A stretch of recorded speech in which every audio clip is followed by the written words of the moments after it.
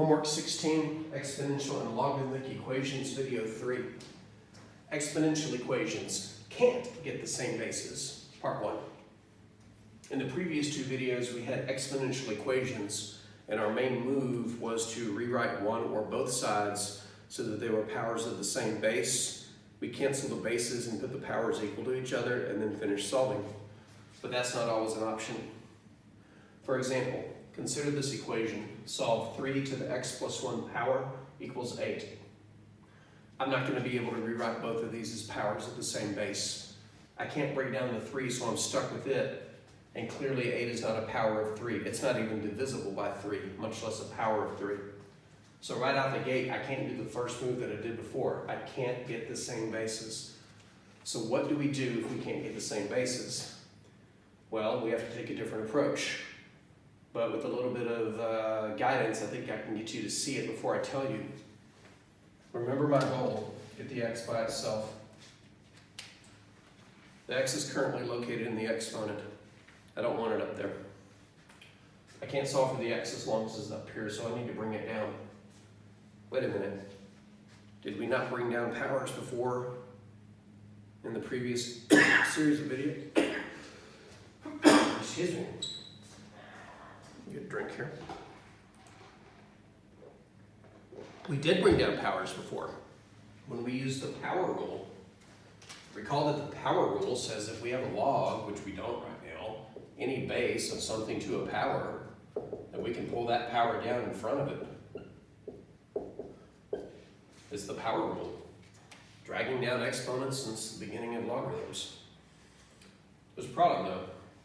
I can't use the power rule on this, there's no log. At least not yet. If there was a log in front of this, then I could pull it down and put the x in a position where I could solve for it. So how are we going to make the log show up? Well, shoot. We do stuff to equations all the time. The main rule is whatever you do on one side, you do on the other. So our first move is going to be log both sides. Now, you can use any base that you want. I would recommend either LOG or LN because your calculator has those buttons. In the homework, it may tell you which one to use. It may say use log or use LN. I'm going to use log. And let's see what happens as a consequence of that move. And remember, the motivation behind that move is to set up the power rule that will allow us to bring the power down. So guess what the next step is? Use the power rule.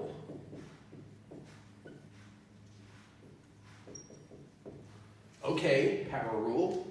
You say if I take a log of an argument with a power, I can bring the power down in front as a coefficient. All right, let's bring the x plus 1 down in front as a coefficient. Now here's where you have to be careful. This coefficient is part of a multiplication problem. I need the entire x plus 1 to be a factor, which means I need to put it in parentheses when I bring it down. If it were just an x, I wouldn't need the parentheses.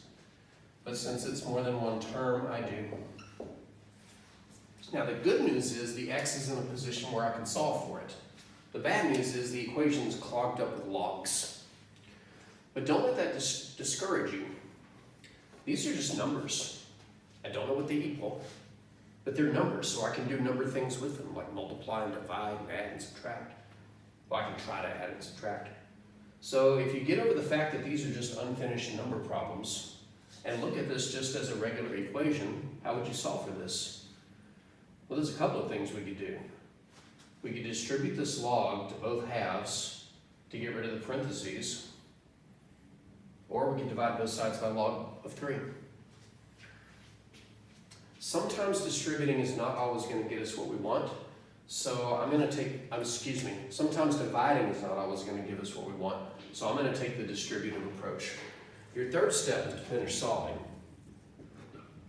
which in this case is going to be trickier than in the previous types of problems. The x that I want is currently trapped inside of parentheses, so I need to distribute this guy to get rid of the parentheses. So I'll get x times log of 3 plus 1 times log of 3. Don't really need to write the 1. 1 times anything is itself equals log of 8. And again, don't get distracted by all the logs in the problem. These are just numbers. Like, for example, if the equation at this point said 5x plus 7 equals 19, I don't think we'd be discussing what to do. Subtract 7 and then divide by 5. But it's not a 5, it's a log 3, and it's not a 7, it's a log 3, and it's not a 19, it's a log 8. But that doesn't change our plan of attack. If my move here is to subtract 7 from both sides, my move here should be to subtract log 3 from both sides, or at least attempt to, which would cancel these and get me closer to the x being by itself. X times log 3 equals. Now be careful. Over here, the problem being set up is log of 8 minus log of 3. And although the quotient rule says that I can combine those, I'm not going to. I'm going to let it just sit there. And no, this is not equal to log of 5. Somebody in the hall is ringing. In other words, the log of x minus the log of y is not equal to the log of x minus y.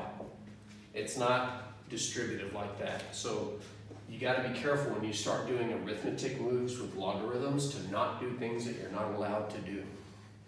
It's like combining in like terms. Don't. All right, my last move is to get the x by itself by dividing. It's currently multiplied by log 3, so I'm going to divide both sides by log 3. Cancel those and get x equals a big fraction with log of 8 minus log of 3 on the bottom, and then log of 3 on the bottom, log of 8 minus log of 3 on the top, and then log of 3 on the bottom. So as messed up as that looks, that's what I wanted. I wanted to get the x by itself, and I did. What's that equal? Don't know yet. But when you're solving exponential equations where you can't get the same base, you will often set up logs that kind of create a log jam, pun intended.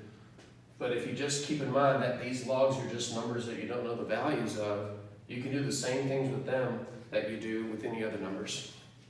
Now, you may wonder why I have a calculator out. Because some of your homework questions will ask you, give the exact answer, which is this one, and round it off to a certain number of decimal places. So if I wanted to get this as a decimal answer, I would have to get out my calculator. Word of warning, when you're putting a big fraction in a calculator, if either side of it has addition or subtraction problems, and more generically, if either side has more than one term, you should put parentheses around that. So I'm going to type in that problem and call it out as I type it in. Parentheses, log of 8, minus log of 3, close parentheses, divided by log of 3 equals. And to, we'll say 3 decimal places, I get 0.893. Now we can check it by substituting it into there. Adding 1 to this is easy, 1.893. So if I raise 3 to the 1.893 power, I get 8.002. So pretty close. We're going to do another example of solving exponential equations where we can't get the same basis, because even though they're straightforward, they do get messy with all the logs mucking things up.